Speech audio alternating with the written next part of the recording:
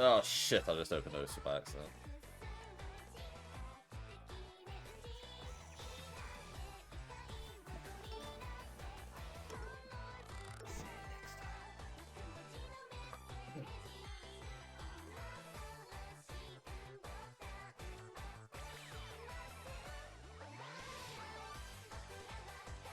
Alright.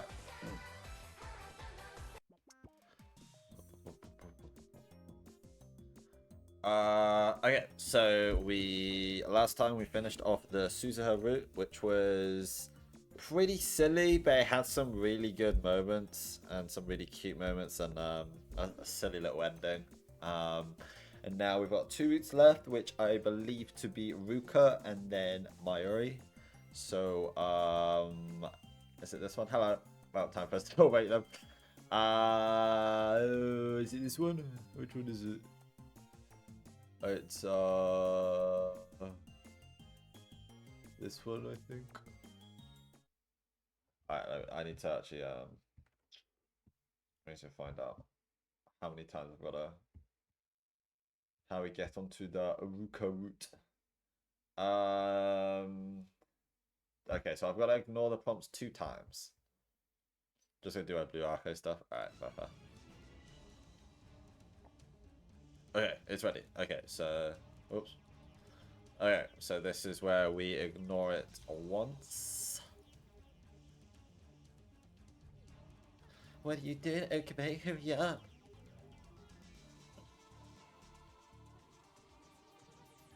So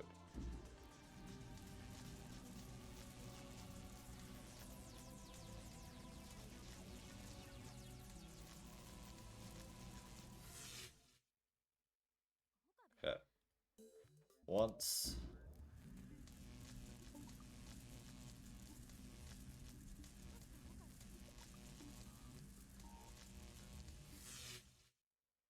Twice, and then we will do it.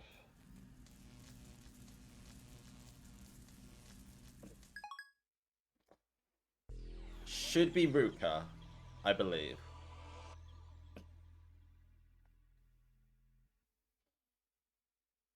It feels like my feet are barely touching the ground as the field of vision blurs. Slowly but steadily, the world begins to take shape again. It regains its true form. As the effects of reading Steiner begin to fade, I see that the world before me, the lab I was in, has changed. I slowly raise my right arm. Number 12 is gone. There's no doubt about it. The D-mail worked. I jump to another world line. As soon as I sink into the couch, I let out a long sigh. Ah. I hear someone breathing beside me. I'm guessing it's Ruka, but I don't know yet. I was so focused on the changes to the room that I didn't realize I wasn't alone in the lab. I shift my gaze to see who it is, and I find myself left breathless. It is. Oh my god. Now, is she gonna be a guy or a girl at this? And why is she going in for the kiss? The fuck? This is truly unexpected. Lukuko is facing me, eyes closed. What the fuck? What's going on? What the hell is Lukuko doing? Lukuko lets out a rather seductive sigh from between his lips. Is he not going in for the kiss? It looks like he is. Okay, I guess he's not. It looks like he's going to kiss her. It doesn't look like he's sleeping. Lukuko's tiny shoulders are trembling. It's almost like he's waiting for something. Waiting. But for what? Wait, I've seen this before. I mean, not in person, of course. I've seen this in the movies and manga. And if I'm right, could he be waiting for a kiss? Oh, okay, yes. I was going to say, oh, wait, hold on, Okuberu. You are not gay. There's no way that's what this is. I mean, we're talking about me kissing Lukuko. He's a guy. Oh, I know. This is going to be some kind of prank. Being gay is a prank. Haha. He probably lost a bet or something, so now I have to draw something goofy on his face. That's going to be it. He's going in for a kiss. He's just drawn a dick on his forehead. If not, oh, could it also be that? He probably got something caught in his eye. He's waiting for me to help him get it out. Duh. This is all making sense. Or at least it should have, but then Lukuko parts his lips to speak. Okabe-san. He whispers my name with his tiny lips. I can feel my heart pounding the second I hear his quiet voice call out in my ear. This feels really weird because it's like this should be the last scene, but it's the first, and it's like whiplash. Like, what the fuck's going on? It's like he's asking me to do something. This has to be. No, it can't be. Why would Lukuko and I ever be in a situation like this? We are both guys. That's impossible. Yeah, Lukuko is extremely pretty, considerate, and quite cute, but he's a man. That's why. But he's a dude. That's when something crosses my mind. Could he be a girl now? For example, let's just find out. For example, what if something else had sent an email and that had resulted in Lukako becoming a girl? I found it doubtful as to whether or not an email could actually affect someone's gender, but it might be possible if one to send an email to his mother or something. It doesn't seem outside of the realm of possibility, maybe. But even so, that doesn't explain the concurrent predicament I find myself in. Even if Lukako is a girl now, that doesn't explain what she's up to. In any case, I need to think about my next move. I attempt to get the juices flowing in my brain, but instead, they're going all the way to my penis. Oh god. Unfortunately, it's still chaos up in the noggin. Seconds pass, or a second solution comes to mind, and so... Oh, Okabe-san. Lukako slowly opens his eyes. He whispers, but then he goes silent, almost as if the rest of the words he wants to say is too embarrassing to put into words. What's the plan, Okabe? What am I going to do? To be continued on the next episode. Now's not the time for jokes. My best shot is to go with the most common reaction I can think of. You're good! Huh? He looks back at me, a puzzled expression on his face. I bet everything on this being a situation when... What? On this being a situation where I was helping him, got something out of his eye, but his reply tells me everything I need to know. Swing and a miss. So this is actually supposed to be a prank, or... Oh no, this is gonna crush her. I'm sorry. Lukako suddenly apologizes. Now it's my turn to be confused. Why are you sorry? I guess I got the wrong idea. Wrong idea? How so? Well, you know, you were being so kind to me, and it just felt kind of romantic, like the time was right, so... I was being kind. I'm never kind. Me? To Lukako? Preposterous. And what does he mean romantic? Oh jeez, oh jeez, Rick. I can't believe I made a mistake like this. How embarrassing. Lukako puts his hands on his cheeks and shakes his head back and forth, embarrassed. His reaction is really hot. No way. Hey, Lukako. Yes? Can I ask you a question? Sure. What is this? What are we? Huh? He opens his eyes widely and then... Okabe-san. I see the tears forming in his arms. No, don't get me wrong. That's not what I meant. For reasons that even I don't understand, I attempt to correct myself. I was just... yeah, I want to be absolutely sure where the two of us stand. I just wanted to hear it from you directly. From me? Precisely! Lukako goes quiet as if thinking about something and then turns away from me. His tears are gone, his blushing face remains. I wait for him to open his small lips to speak, and then... You and... His tone of voice is soft. You and I are... fuck buddies. Lukako shyly tries to form words. Lovers. Interesting. How do we get to this situation? And is he a perverted affection and emo? God. Is it a guy or a girl? Lovers. I'm not hearing things. I heard exactly what he just said. Lukako just said that we're lovers, which obviously means that we're dating. L'amant, as the French would say, a couple. As far as I'm aware, that's what you call two people who both love each other. I can't help but think of a moment that this is all some sort of nutty joke. Like maybe Faris is trying to pull a fast one on me or something. It's not impossible. No, that has to be what this is. God, I hope so. Lukako's ugly like guy. Okabe-san. Lukako quietly voices my name. That's when the door to the lab opens. Congratulations! Sorry for making you shopping with me, Christian. I know you're super duper busy. No worries, Mori. I actually had a lot of fun. That was my first time going to a fabric store like that. Really? Wait, are you into that sort of thing? Do you want to try Mori and Kursu immediately go quiet upon seeing us. Their expression is awkward. Oh, hey, Mayushi didn't know you guys were here. What's this? Did we catch you doing something naughty? Something naughty? What's she talking about? Jeez, you two, don't say things like that. Mayuri-chan, Makisu-chan. But Chris-chan, I kind of feel like we interrupted you guys when things were getting good. No, not at all. Are you sure about that? Well... Luka-kun, you're as red as an apple. You're as red as your Adam's apple. Oh boy, do I even want to know? What the hell are these two talking about? Is this a fever dream? A nightmare? Did our lab become some super trendy cafe without anyone telling me? What kind of conversation is this? Hey, did you guys already know about this?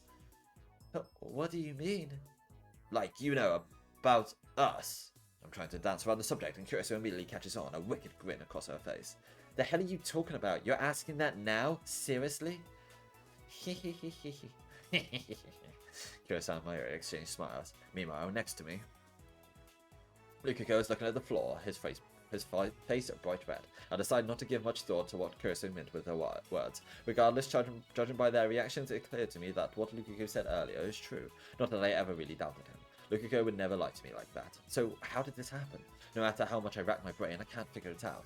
Nothing else, the current in me certainly has no memories of how this came to be. However, one thing is very clear. The demon I said earlier caused this dramatic shift, creating the situation I'm in right now. What happened in the past of this world line? How did I get here? I want to ask them directly, but I get the feeling I'd only regret it. But wow, I never thought Ocarina and Lukiko would end up together like this. It honestly still feels like a dream to me. I'm kind of jealous. Oh, now you're jealous, bitch. Alright. Despite my own confusion, the three of them are just chatting away. It's exactly like that one old saying, you know, 3 women make a market.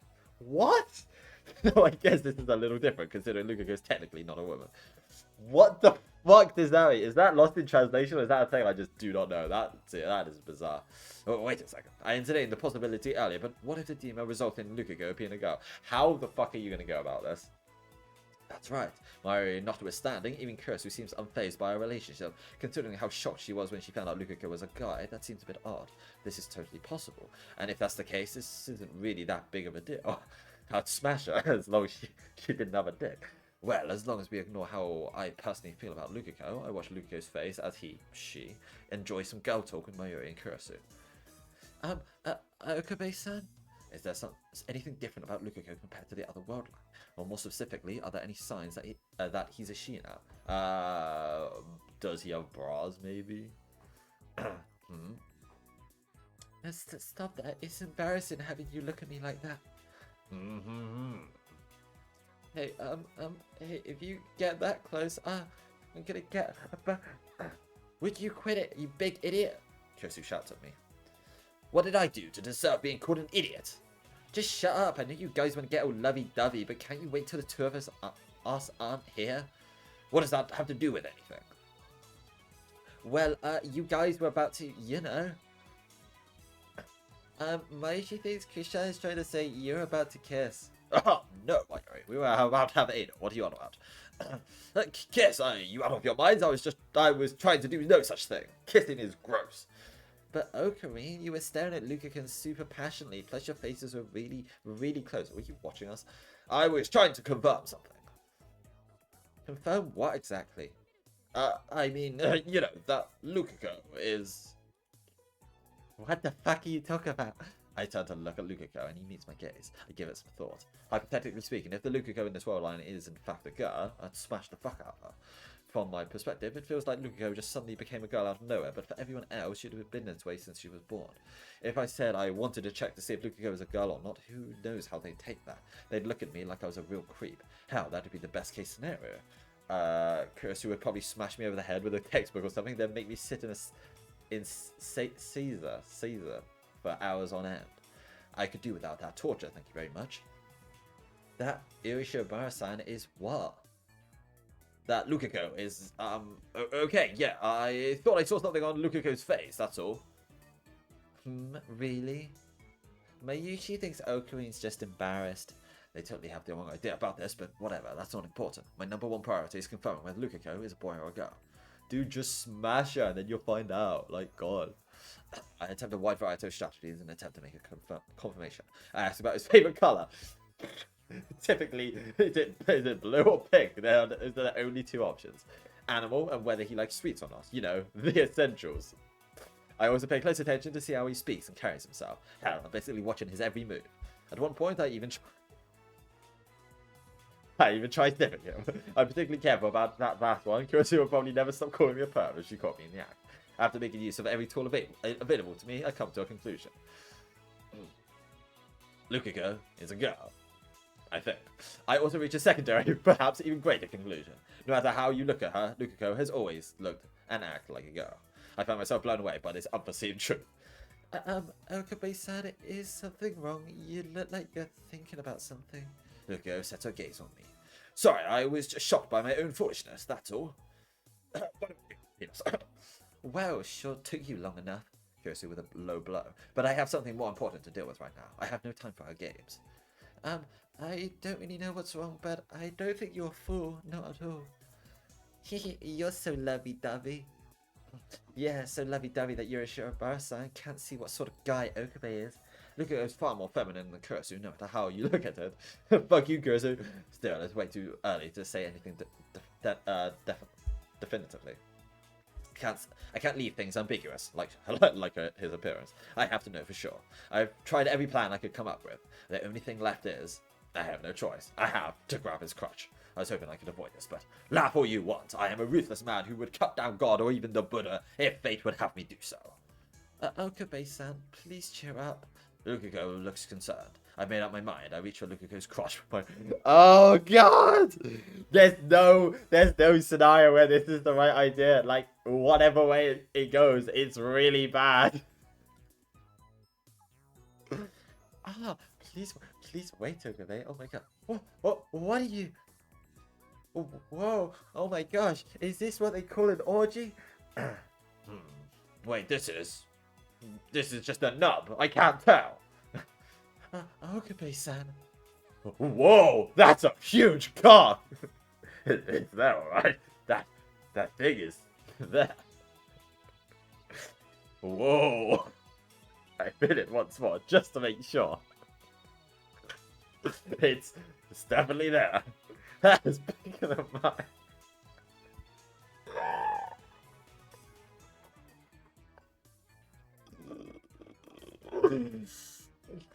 No, stop it, Okabe-san. They're looking at us. Wait, that means that Lukuko is still up. Oh God, what have I done? Stop it, you huge perv. Overcome with rage, Kursu attacked me with a huge book. You've got it all wrong, I swear. I wanted to finger her in front of all of you. That would have been much better. And how exactly do I have it all wrong? You got a real handful. You bet your ass I did. No, I mean, this is... God, my right hand, it's going berserk. What the fuck is this? He's just giving her up. He's just tugging her off in front of the others. Like, I can't control my right arm. Don't even try blaming your hand. Oh my God. Moments later, I feel something splash into my head. Well, I think it was Lukuko's giant cock. Well, I guess she didn't fall for it. Jesus fucking Christ. This went from, like, this just started at 100. We didn't wrap up at all. This is already at 100. Jesus Christ. Lukuko and I walked side by side along the dark path. Somehow, she didn't get a restraining order. I am really sorry about earlier. I just wanted to touch your cock that badly. No, I loved it. Predictably, Kursu had me sit there in a seizure. What the fuck is seizure? Like, what? What is this? Traditional Japanese posture of sitting. Oh, it's like kneeling. Okay. Oh, okay. It's like when you're like, yeah, when you like bow down to someone. Not bowing, but, you know, kneeling to someone. Okay. I thought it was like she put me in a catatonic state or something.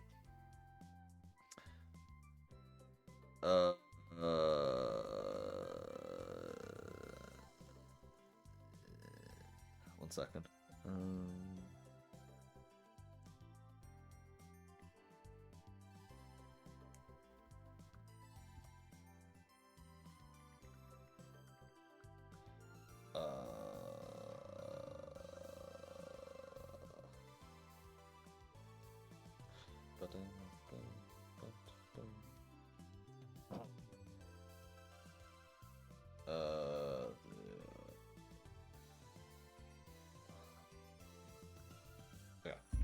Jesus.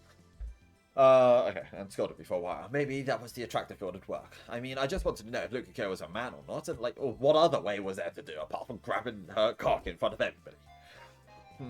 Wait a second. I have mail. It's Daru. Oh, I forgot to grab the Arrogate that went on sale last week. Who'd have thought that it'd end up getting a remaster with the Denko face? Jesus. Probably. Wait a second.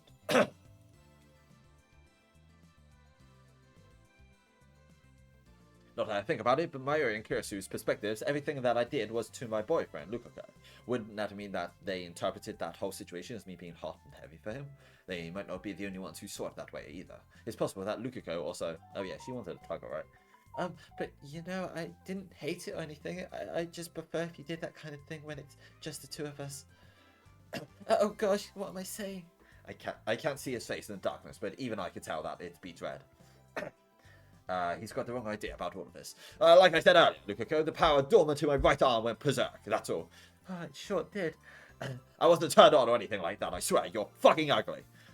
Oh, right, of course, I'm sorry. It's fine, as long as you understand. I'm not gay.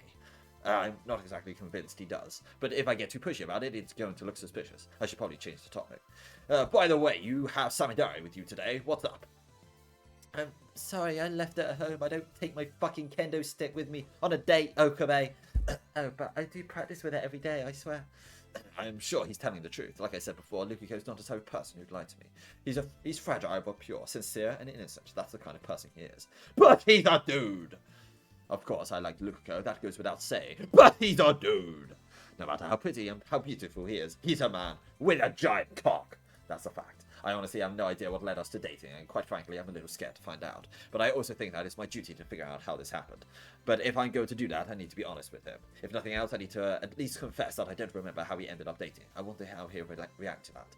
I mean, how would anyone feel if they found out the person they were dating didn't even remember why they were in a relationship? Okay, BRB for 20 minutes in a bit. You're missing the good shit, what do you mean? Ha ha ha, this is absurd. What am I so worried about? I am Hoing Kyoma, mad scientist and bringer of chaos. What am I doing letting something as trivial as this bother me?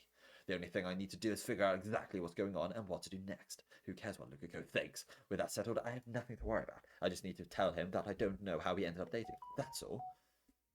You shut the fuck up.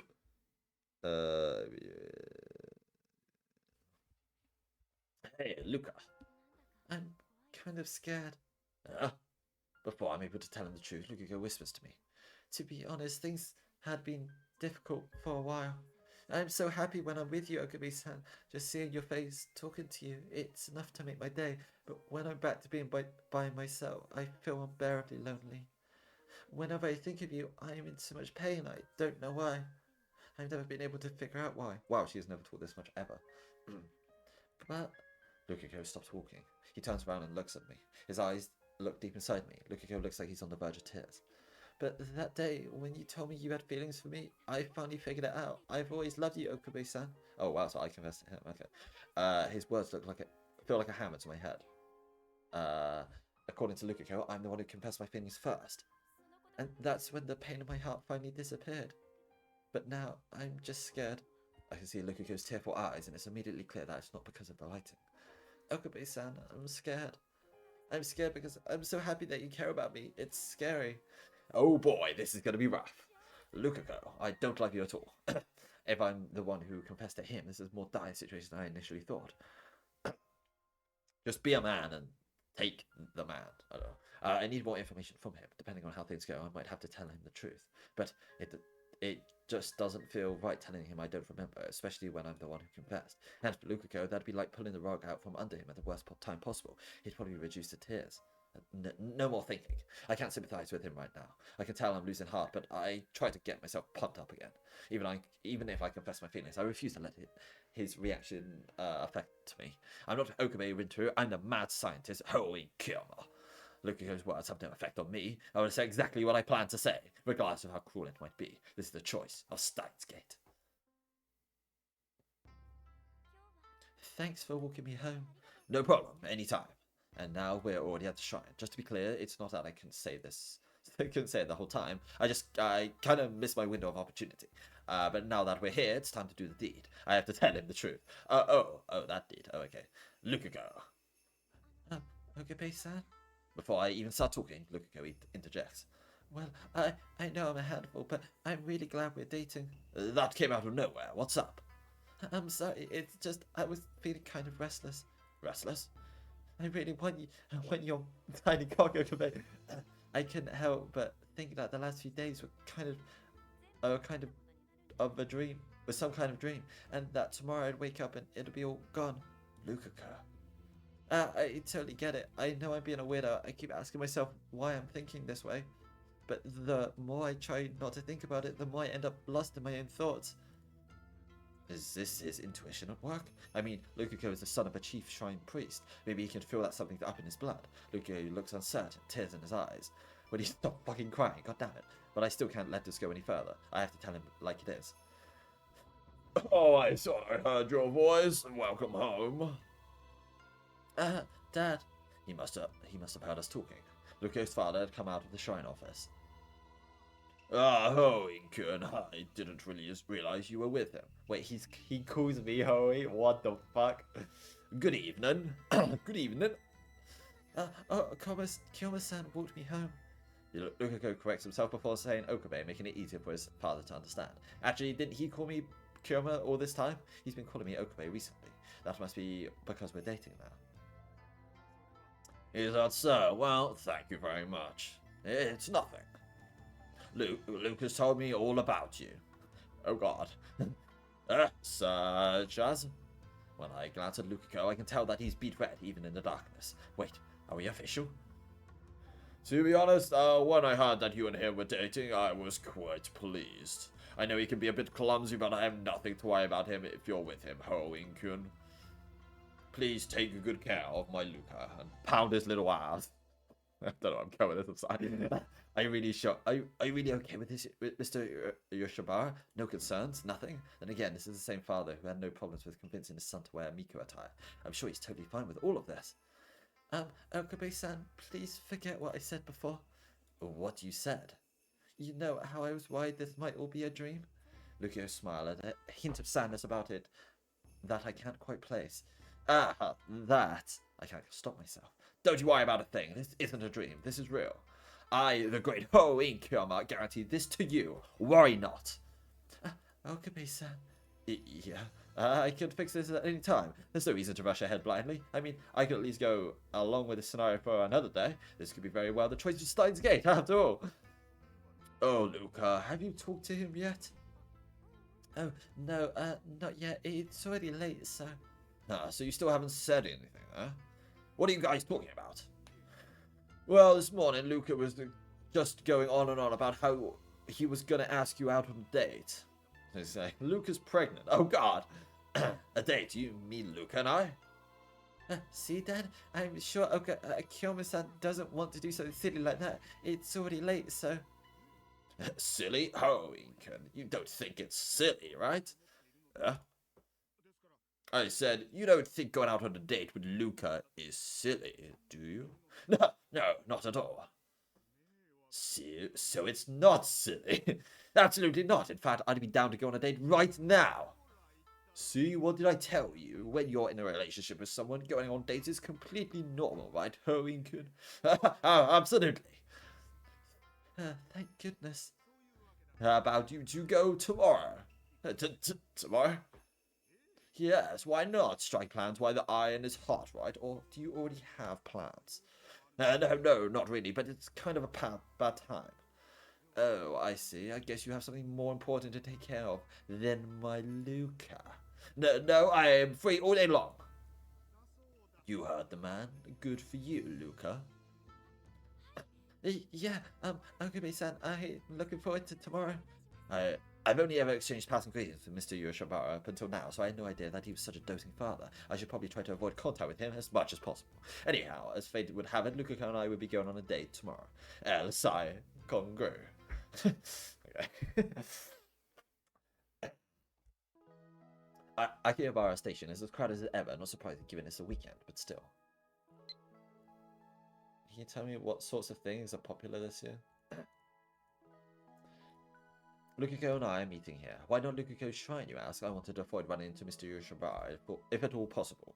It looks like I'm a bit early. We decided to meet at 1 PM, so I still have about 15 minutes to kill. I doubt Lukako's here yet. I take a look around the station. Okabe-san. Lukako runs over to me from the ticket gate. Good morning, Okabe-san. You're rather early, Lukako. I couldn't wait to see you. I felt restless at home, so I came early. I bet you will. But I only just got here. It's not like I was waiting here for hours or anything. I have my doubts. I'm sure he's actually been here for quite some time. He probably doesn't want to worry me. He really is very attentive. But he's a dude! Okay-san? It's nothing. I must not forget, no matter how attentive or beautiful he is, Lukaku is a dude. Okay. So, what's the plan? What do you want to do, Lukaku? What don't I want to do? Me? Yes, is there anything specific you want to do, or a place you want to go? No, I'm just happy getting to spend time with you. Oh, you didn't make a plan! God damn it! So there's nowhere in particular you want to go? No, not really. No plan. No plan. The hell? When he said he wanted to go on a date, I just assumed he had something in mind. That's why I didn't give today's plans any thought. I mean, what do people even do on dates? I have no clue. I should have consulted my assistant on this. Though, now that I think about it, she's a mainstream virgin. She might be a genius in the field of neuroscience, but I doubt she knows much about dating. I've heard that men should typically take the initiative in these sorts of situations, but what happens when both parties are men? The more I try to think about it, the more questions I have. But regardless of our lack of plans, we have nothing to gain from standing under the blazing sun like this. It's so damn hot. How about we go to a pool? That sounds like the worst idea possible. A pool? Yes, there's a swimming pool at the amusement park near my place. I personally believe that exposing one's skin to the sun is a fool's errand, but it's important to try and mingle with the normals every now and then. Pool? Not a fan? No, it's not that, it's just... I could tell Lukaku was trying to find the right words. What's his issue? I had to think about it for a time. I realised what the problem is. If we went to a pool, what sort of bathing suit would he wear? If he wore a men's bathing suit, that'll feel kind of odd, but it'll also be a problem if he wore a women's bathing suit too.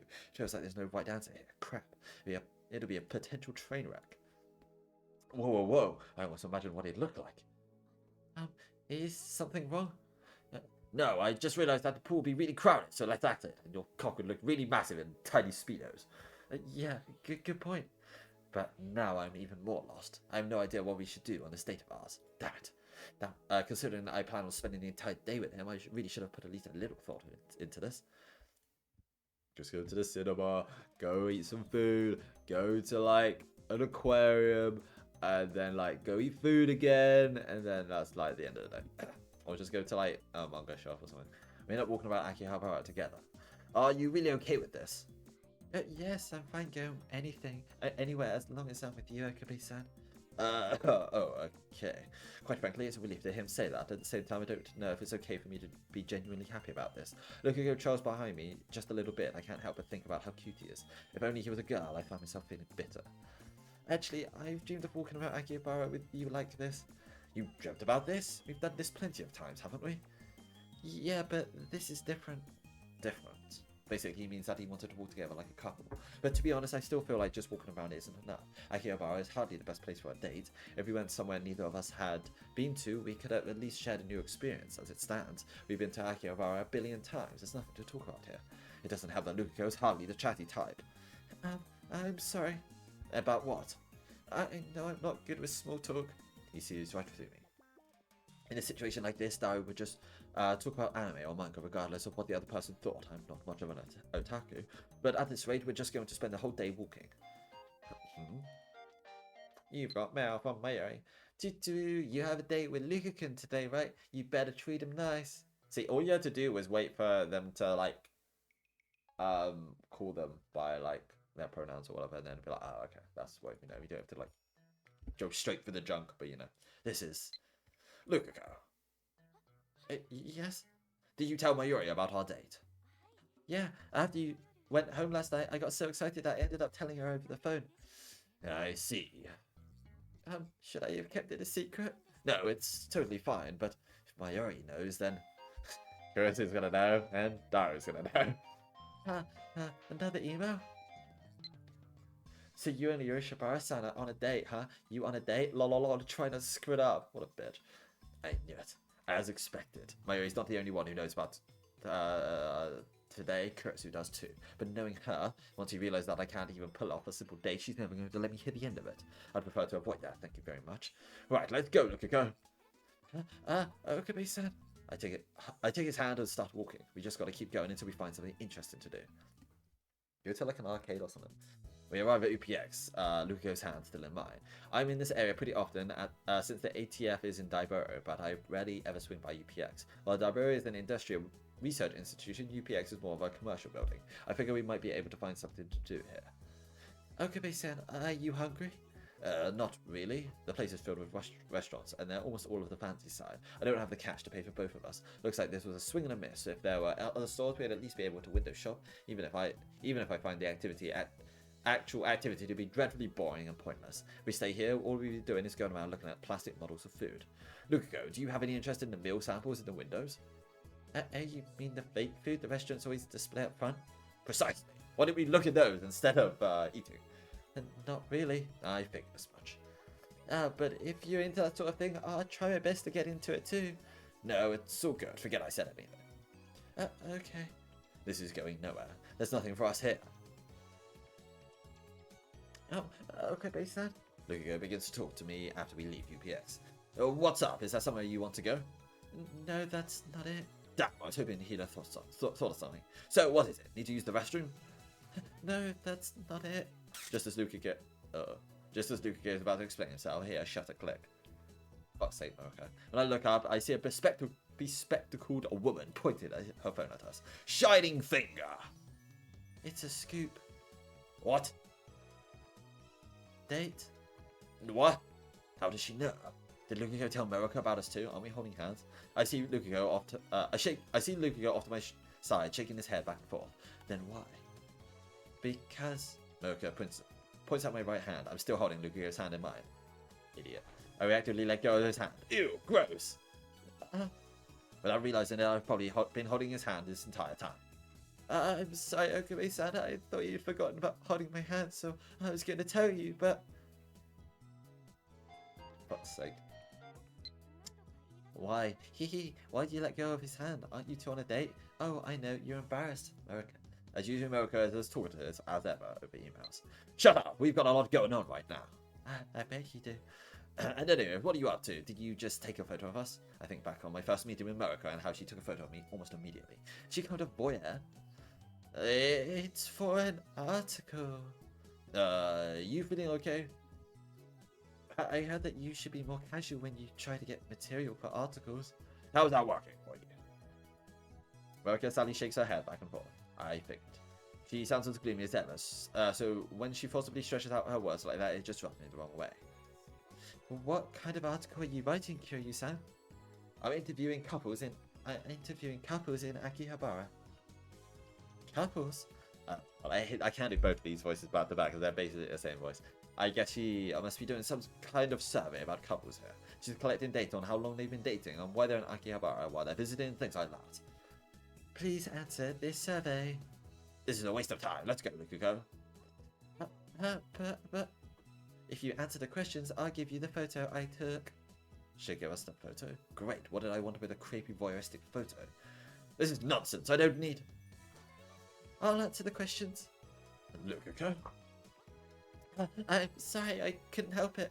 He goes quiet, like he's embarrassed that he spoke out. I guess he really wants a photo of us. He should have just said so in the first place. Lukiko, that's a bad habit of yours. You need to speak up when you want something. Prioritize yourself.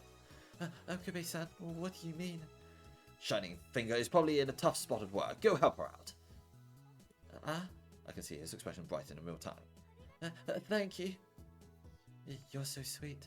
Sweet? Me? Bah! Don't underestimate me, full of fools. Listen carefully. I am the mad scientist. Holy Koma. This sweet layer of mine exists only to fool others. I would never be so kind just for the sake of being kind.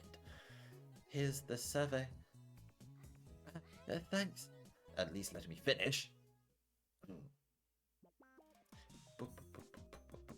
After our run-in with Marika, we head to a cafe to quench our thirst. It's not like we were accomplishing much by walking around aimlessly anyway. And for the record, the survey was remarkably dull. What does she think she's going to get out of this research? But also, Lukiko. Yes? Why are we at Meat Greens? Well, I've never actually been here before. I wanted to try it out at least once. Wait, this is your first time here? Yes, I know Mayuri-chan works here, but I've never been brave enough to actually go in. I can understand that. You have to be quite the wide to come here by yourself. But it's not like he had to do this today. This feels like... You know, Ferris never thought you and Lukiko would start dating, yeah? This feels like we're just showing off. Like we're just showing off to the world. Mario has the day off, but with Ferris here, that doesn't mean much. I'm sorry, I know I'm being selfish. No, it's okay. I'm the one who asked you where you wanted to go. Don't worry about it. There's no point in crying over spilled milk. Look at Nyan. Kilmer's just being shy. Don't you worry about your pretty little head, Nyan. Shy? Yep, he's embarrassed being seen with his lover, Nyan. Lover? Seriously, I'm not embarrassed. For real, Nyan? For really real. Yeah, why are you getting so worked up? Something smells fishy, Nyan. So she is a girl. She's enjoying this, I can tell. She's a little devil wearing fake cat ears. Oh, by the way, Nyan, do you work part-time? No, but I help my family at home. That's right, you're an actual Miko. Well, specifically, he cosplays as a Miko, but sure. I see, then I guess it's a no-go, Nyan. What do you mean? Well, I thought that if you get started working part-time here, we'd probably get a lot more new customers here. Okay, I'm working part-time here? No way, I never look good in your uniform. Yeah, I disagree. I bet you look great. You have my word. But that's just way too embarrassing. You'd be super duper extra popular, I bet. Plus, I imagine Lukiko in a May Queen uniform. Oh god, I'm getting hard. This is pretty damn dangerous. Faris is right. I can see Lukiko being extremely popular. Oh wait, what am I doing? What am I thinking? I snap out of his, only to notice Faris grinning at me like the Cheshire Cat. Kilmer, I bet you imagine Luke and Yan in uniform. Huh? No, I absolutely was doing nothing of the sort. Definitely not. Why are you hard? Faris' loud laugh echoes through the cafe and she disappears into the kitchen. Jeez, what a bitch. There's no way to treat a paying customer. Across from me, Lukiko opens his mouth to speak. I wouldn't mind. Lukiko? If you wanted to see me in it, I wouldn't mind wearing the uniform. What? I never said I wanted to see you in it. You're totally right. What was I thinking? I'm so sorry. He once again goes quiet. Cuts to Paris. Why won't she endlessly torment me? You're such a dick, Ogame. I should just order something and get out of here. But now that I think about it, she doesn't even take our orders. What kind of service is this? Welcome back. Thanks for waiting, Yan. Paris suddenly reappears at our table. Drinks in hand, no less. Oh, wait a second. What do you mean, thanks for waiting, Yan? We hadn't even ordered anything yet. Oh, Kilmer, you silly mad scientist. This is your very first date with Luke and Yan. Drinks are on the house, Yan. Oh, that's surprisingly thoughtful of you. On behalf of everyone here at Make Queens, we offer nothing but the best, Yan. Cute. She puts a massive drink on the table. It's a mix of whipped cream, ice cream, chocolate chips, and a whole lot else. There's no way this is even remotely healthy. Yeah, I'm sure you go to a maid cafe for health drinks. I think I'll finish the Tatami Galaxy because of the last episode now, and it seems like the end is a 2-episode arc. It looks like ice cream to me. Yeah, it's just a Sunday, isn't it? This is seriously free? No, wow, it looks delicious. Oh, that's fine. Go ahead. Please dig in, Yan. There's definitely not aphrodisiacs in it, Yan. Hold on. We love Sundays. I mean, I like ice cream. I don't really like. I don't know. I would never buy a Sunday. You know. I'll be in 20 minutes if you don't stop with them. I shouldn't. No, I'm pretty good to go for another solid 45 minutes, I reckon. I mean, it's already been 45 minutes and it's felt like 20, so I'm having a good time today. I stopped Faris before she can leave. No matter how you look at it, there's only one drink here. Yeah, Faris totally forgot to say, this is a special drink just for couples, yeah. Say what? Oh, and there's one other thing I forgot, yeah. Here, take this. It's like a curly straw. Yeah. Is this what I think it is? Yeah, you got that right. That's a special straw just for this drink. It looks fucking terrible. Let me know if you need anything else, yeah. She didn't stick around long this time, scurrying off somewhere. Lukiko and I both glanced at the straw. The center is heart-shaped, with the end split in two. This is very clearly for couples. That doesn't look like a heart, but I believe you. I've seen this stuff in manga before, but but not in visual novels. This is preposterous. But I had no idea it really existed. Well, most current series can't get away with pulling something as cliche as this. Are we really supposed to use this thing? Oh, and one more thing, yeah. If you can't finish it, we're going to charge you 10,000 yen, yeah. I can hear Faris' voice from a distance. This is a total scam. How rude. We're doing you guys a favor, yeah. That little... She's totally taking advantage of us. Ugh, but I guess we have no choice. Lukiko, think you can finish this on your own? All by myself? He glances at the massive glass. I'm sorry, that'd be a little difficult. And I think the straw is designed so that neither of us can drink unless we both sip at the same time. It's one of those, okay. Now that you mentioned it, it looks like there's a pressure thing. Yeah. Wait, how do you know that? Well, I saw it in a shoujo manga once. Maybe I was wrong about current series. What do you want to do, Okabe-san? What choice do we have? We've got to finish it off. Are you sure? Sure or not, we're going to be throwing away money if we don't. 10,000 yen is like $100. You're not paying $100 for a sundae no matter how good it is, even if it's gold plated. Right. On my count. Okay. 3, 2, 1. Suck! We both drink from the straw simultaneously. Slurp, slurp, slurp. Slurp, slurp, slurp. The two of you are adorable. I look up only to notice a huge crowd watching and cheering for us. Are you, like, supposed to eat the ice cream with a straw? We've been turned into in-house entertainment. After taking care of my full bladder in the restroom, I leave the cafe only to find Lukiko looking down at his phone. I'm guessing he's looking at the photo that Moroka took of us. Do you mind if I use this as my phone wallpaper? Absolutely not, he timidly asks me. Do whatever you want. Thank you so much. Let's see. First, I have to go into the settings. He follows behind me, smiling down at his phone. Me, on the other hand, I'm still trying to think of ways to convey the truth to Lukiko. I had planned on spending the whole day with him, but I'm not sure. I'm not so sure anymore. Even if he looks like a girl on the outside, he's still a guy. It's weird for me to be out on a date with him, right? I mean, at first glance, we probably look totally okay, but as I've been saying over and over again, he's a dude. Hell, the fact that we look totally okay is what's strange about all of this. Not a single person seems all that bothered by our being on a date. Isn't that kind of bizarre? Maybe it's even more bizarre is that fact that there are times where I feel like this is completely normal too. Earlier, for example, when I was holding his hand, I didn't think twice about it. What's happening to me? Gay is a sin. What is going on? How could I have gotten so used to the situation so quickly? At this rate, it's only a matter of time before I completely just accept everything going on. That'd be a huge problem. Sure, Hoenn Kyoma's a mad scientist, but I'm still a pretty normal guy in that regard.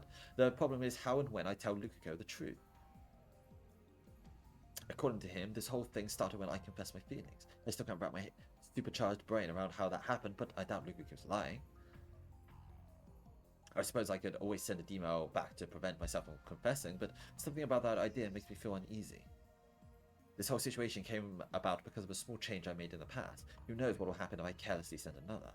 I should probably stay away from sending emails for a little while. If nothing else, it's my responsibility to tell Lukiko that it wasn't me who confessed to him in the past, that it will undo our relationship no matter how painful that might be. Even if I reduce Lukiko to tears, I can't wait on this any longer. If we keep going on like this, we're only going to hurt each other.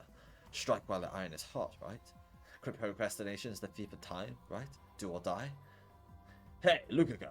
I turn back to speak to Lukiko, but he's nowhere to be found. Oh my god, he's dead. We must have gotten separated at some point. Maybe he's got himself lost while he was looking at his phone. I let out a sigh and turned back the way I came, but I don't have to go very far to find Lukiko. I'm sorry, I wasn't paying attention. If you're really sorry, will you let me take a picture of you? A picture? Hey, you work around here? Where do you work? Can we come visit? No, I don't work anywhere. Some douchebags appear to be hitting on him. If this is fucking 4C again, what a handful. Man, you hearing this? I totally am, bro. She's crazy, adorable, merry as hell. Hey, you got a minute, right? Wanna have some tea somewhere? I know a place. I'm sorry, come on, I'm just saying we forgive you for bumping into us if you just tag along. These voices are changing every single time. Right, well, you might have busted my Capri stuff when you slammed into me. Oh man, that shit's really hard to come by too. Why doesn't he just ignore them and walk away? Well, I guess that's not in Lukiko's blood. He leaves me no choice. I hate getting involved in these sorts of things, but I can't just sit there and watch either. Hey, assholes! Who the hell are you? You don't know me, fools? I am the great Hoenn Kyoma, bearer of the mightiest brain since Einstein himself, the mad scientist who will bring chaos to the world. The hell is this with this guy? Don't ask me, he seems dangerous. Considering this a warning, if you keep hitting on this sweet summer child, nothing will come of it. Nothing good. Correct, so that might look They might look quiet and composed, but they're actually of the Zaishin Zama school and rightful owner of the demon sword, Samidari. You don't want to see them when they're angry. What the hell is this guy talking about? He's out of his fucking mind. Wait, did that mean she is too? She's not worth the trouble, man. Damn straight, she might be a cutie, but I can't do crazy. Don't stick your dick in crazy, bro. The two men reluctantly retreat, muttering complaints the whole time. Guys like that have been showing up in Akihabara lately. Not that I know much about what it was before. This is what happens when you don't look where you're going, you stupid bitch. Look, you need to be better at just telling guys like that. Luca stares blankly at me. What's wrong? Oh, it's nothing. I just... You just... I was just thinking about the day I first met you, Okabe-san. Me? No, the other Okabe. Yeah, it was actually around here. Do you remember? Now that he mentions it. I believe it was in May, around Golden Week. I was just minding my own business, walking around when I saw Lukiko getting harassed by a photographer. Lukiko was in his Miko outfit, which is probably why the guy wanted a photo. Eventually, Lukiko told the photographer that he was a man, and the guy left. Prove it. Huh, now that you mention it. Yeah. Lukiko smiled sweetly as if recalling the memory. What you said to me that day, do you know how happy your words made me? What I say? I vaguely remember what happened, but eventually the details evade me. What did I say to you? You told me it matters not. I said that? Yes, when I thanked you and apologized for not being able to live up to your expectations. You said to me, it matters not. You told me it didn't matter if I was a boy or a girl. Boy, I did not mean it like that. It doesn't matter. You're damn straight it doesn't matter. To be honest, I was in a really bad place back then. I mean, look at me. Plus, I have more girlfriends at school than boyfriends. And even back then, people would always be disappointed when they found out I was a guy. What am I? Who am I? I ask myself this almost every day. I kept thinking that maybe I was born in the wrong era or something. Lukio might be somewhat timid now, but he was much worse than when I first met him. It was frustrating, to be honest. But I had no idea he was struggling with himself so much. When you said those words to me, I wanted to cry. Lukiko. And I know it's weird that I was touched by something like that. But now I feel confident enough to say that it's because of those words that... He shyly smiles, and then he looks me straight in the eye. I fell in love with you, Okabe-san. This was a director's confession of love as any. Not some event that happened in the past I never experienced. This is the now. These are Lukiko's feelings for me. But how do I feel about Lukiko? Our relationship? I guess none of that matters, huh? It doesn't matter if you're a boy or a girl. You know what? I did say something like that back then. To you? No, I just remembered it now. Oh, okay. But that's cool too, as long as you remember now. Lukiko flashes me a sad smile on the verge of tears. Stop fucking crying, woman! God damn it, I mean guy. I have no choice. I'll stick with him for a little bit longer. It doesn't matter if he's a boy or a girl. I, the great Hoin Kyoma, will take responsibility for my own words. Okabe-san.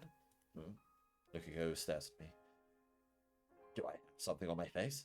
No, it's just you had the kindest expression on your face just now. What? I instinctively cover my face. I was just... Lukiko. Yes? Who am I? You're Okabe Winter. No, never forgot. No, never forget. I am the mad scientist Hoin Kyoma. Got it. Yes. Do you really believe I'd ever make a kind expression or whatever it is you saw? No, but I mean, Okabe-san, you're actually very... Owen! Kyoma-san, you're actually... Oh well. It's Lukiko's fault that I'm this agitated. I take out my phone and press it against my ear in the hopes of hiding my own feelings. Yes, it's me. No, Hoin Kyoma has not become so weak as to be called a good person. Swallow my own words. I can't take my eyes off the sky. What is that? Okabe-san, what's wrong? Lukiko, look up. Huh? Lukiko looks at the sky. In the sky above the always crowded Akihabara, there's... What the fuck? A massive dragon. Oh god, it's Yu-Gi-Oh! Arc 4! No! Or 4th arc. What the fuck? What was that meant to be? Wah! Finally! The time has finally come. The era of Hoin Kyoma begins now. Oh, Karina, you feeling okay? You've been acting all crazy for a while now. Care to fill me in? How unfortunate for you, Dari. You may be my right-hand man, but you are not one of the chosen. It has been a day since my date with Luca, and even now I still can't hide my childlike glee. Could you please explain what all this chosen stuff is about? Do you really want to know? I suppose you can tell if I can tell you are that curious. Considering how much you keep rambling on about it, I can't help but be curious. I see, but this is highly classified information that will affect the fate of humanity. I can't just tell you, except I really, really want to tell you. Oh, then forget I ever asked. What? Well, I haven't been chosen, right, which means you can't tell me. That's all there is to it. Isn't this the part where you keep asking? I furiously grind my teeth at Dara's indifference as the curtain of the development room opens. Can you guys quiet down? I'm trying to focus. Well, if it isn't Christina, I had no idea you were here. What have you been up to?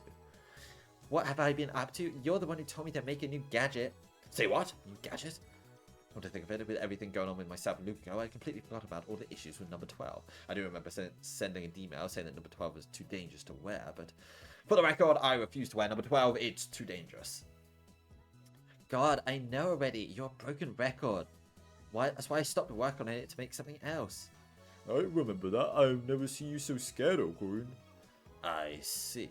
So I guess the email worked. Well, it's causing a whole new set of problems, but I digress. So? Don't you... me? What were you guys talking about? Oh, that's right. My faithful assistant, do you really want to know? Under normal circumstances, I'm not supposed to tell you anything, but if you really want to know... Oh, no, I'm all good. Well, what? You can at least pretend to be interested. I mean, you literally just said you're not supposed to tell me anything, so I'm not going to force you. This wench! Both of them are getting on my nerves. It's just good etiquette to show interest. Well, I suppose if you really want to tell me, I'd be open to hearing you out. She totally just flipped the script on me. Grr. Okay, I'll be getting back to work. When I was with Lukaku yesterday, I saw it. Is he talking to himself? No, Ocarine, oh no. Judging by your reaction, you haven't seen it yet. It was utterly mind-blowing. I can feel myself getting goosebumps even now. Right, there was a real dragon. At the time, I could barely believe my own eyes. All I could do was stare up into the sky, my phone held to my ear. Claws so sharp that I could rip the sky in half. Giant bat-like wings. Its massive body looked stronger than any lizard I ever seen. How could be sad? I was so captivated by the beast in the sky that I couldn't even hear Lukaku speaking to me. It was as if everything around me had gone quiet. The dragon spread its massive wings and began to beat them in the air. It slowly opened its mouth, revealing a set of jaws sharp enough to rip a human body to shreds, along with a giant bright red tongue. It was moving, and just as though a thought crossed my mind, an ear-piercing roar bellowed out throughout the sky. Oh, for God's sake.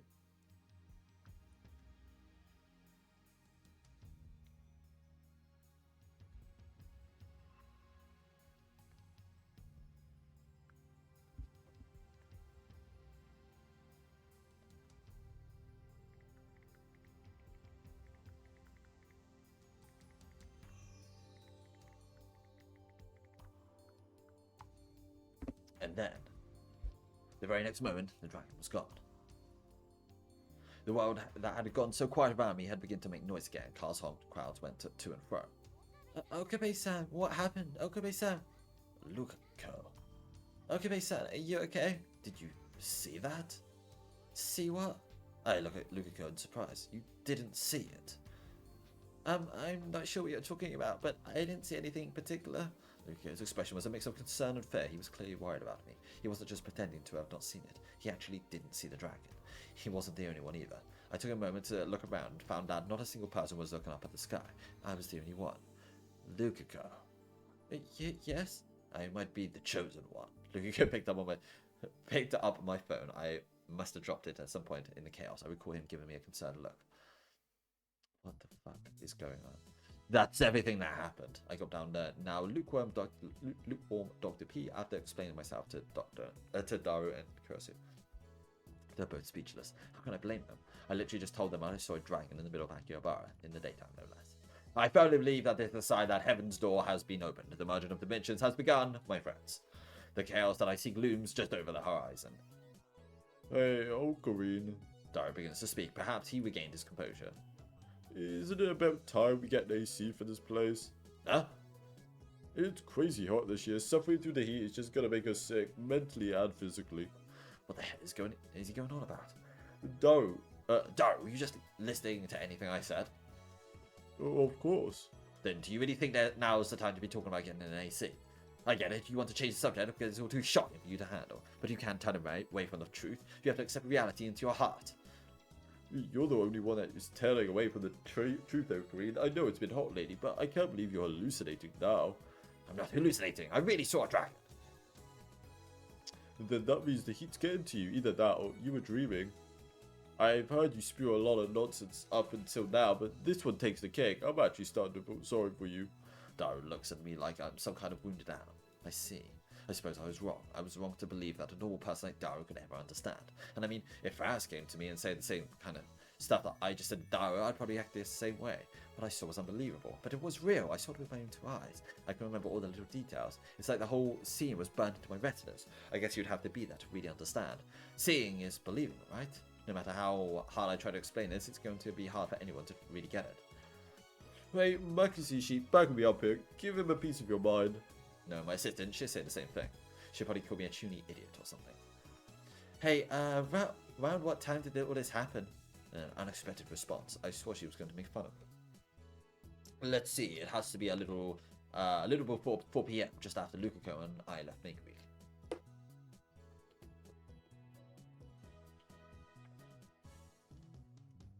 I genuinely can't tell which direction this is going. If it is just like a hallucination for some reason, or it's just like, oh, it's a hologram, or like a model or something. I literally don't know what the fuck the point of any of this is happening. Around 4 p.m. How long was the dragon there?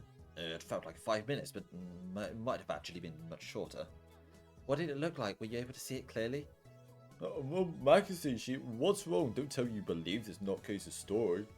I didn't say that. I'm just a little interested. Yeah. Wait, what if... Kursu nods to herself and begins to walk. Huh? Where are you going? I need some time alone to think about this. Don't bother me. She vanishes back into the development room. Daru and I left alone. And I got a text from Faraz. Faraz is starting to remember, yeah. I remember what I was exiled from planet Chinchilla. I don't care, Faraz. Shut the fuck up. Huh, I was planning on playing a game with her since she finally left. Oh well. True chaos is approaching on our dimension and you're busy thinking about Erage. Well, excuse me, I'm not delusional like a certain someone, and it's not Ergo, it's an MMO, duh. You want to talk about super realistic dragons, that game's got a bunch of them. I think I can recall him mentioning that before. Pardon me. Whatever, must be nice being so carefree. Anyways, how are things going on your end? My end? What are you talking about? I don't remember you asking me for anything. Whatever, forget I said anything. Oh, okay.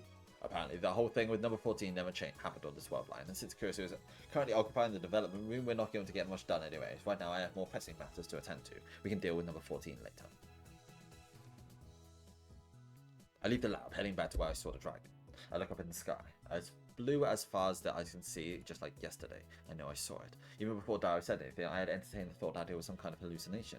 But the more I think about what I saw, the more I'm sure it wasn't all in my head. I think Luca drugged you. It had to have been a sign of something, a warning. But was I really the only one who saw it? There might have been someone else. If I could somehow find them, I'd be able to prove it was real. I guess my best bet is just to ask around. But before I head out, my phone begins to ring. Are you busy? If you have time, could you come to Yanabashi Shrine? There's something I want to show you. It's my deck. He wants me to come over. Not the kind of message I expected of him. Normally, he comes to me if he wants to talk about something. That's just the kind of guy he is. What exactly does he want to show me? Well, standing here isn't going to give me any answers. I'm pretty busy, but I'm more than willing to make time for Lukako. I'd be a jerk if I said no, plus I'd be lying if I said I wasn't curious. Okay, got it. I'm on my way. Just wait for me. Wait, what did it say? Okay, and then it got deleted and it said got it. I'll hunt for dragon information later. Time to head to Yanabashi Shrine. What the fuck is this like? What is happening? Why is there a dragon? This is so strange. Okabe-san, thanks for coming. Lukako is waiting outside of the shrine for me. I emailed him to let him know that I was on my way, but I don't think he'd wait out on the sun for me. How could I turn down a request from you? I immediately realized what my words can be taken as a variety of different ways. Don't read too much into that. Anyways, is your father in? Oh, he has a meeting in Akihabara today. I see. I guess being in charge of such an old shrine means you have to attend gatherings like that. Either way, I'm glad he's not in. I can bone, oh my god, I completely forgot her name. Ruka in peace. I'm doing a questionnaire for a women's magazine. Do you mind answering a few questions? Absolutely not. Either way, I'm glad he's not in. Whenever I had to deal with Mr. Yoshibara, things get complicated. So, what is it you wanted to show me? Oh, yeah, that's right. Here, this is it. Lukiko hands me a cylindrical object that kind of looks like a kimono fabric. Comparatively, it's quite a bit smaller. But wait, is this a scroll? Where do you get this? I found it when I was cleaning out the storage area. I emailed you after I took a peek inside. I was really surprised. The scroll is in excellent condition. No scratches or scars to be found. If this is about a dragon, I'm going to lose my shit. May I? Please, be my guest. I take the scroll from Lukiko. I take extra care not to rip it as soon as I open it. Is this... The first thing I notice are the characters. No, that's not quite right. They're not characters, they just look like them. I've never seen characters like this before. What are you? No, I'm not familiar with these either. They aren't Chinese, nor are they hiragana. And it goes without saying they're not part of the English alphabet. They're not Greek either. If anything, I'd say they look like the ancient cameo characters I saw in a book once. I can feel my heart beating rapidly as I open the scroll up. There it is. It's right there.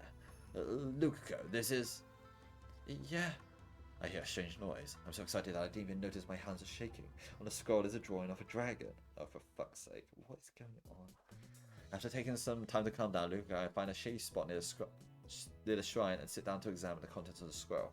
The strange character only appeared at the beginning of the scroll. The rest of it is in standard Japanese. That being said, the handwriting is beautiful but difficult to read. I can't really tell what any of this says. What are you, Lukiko?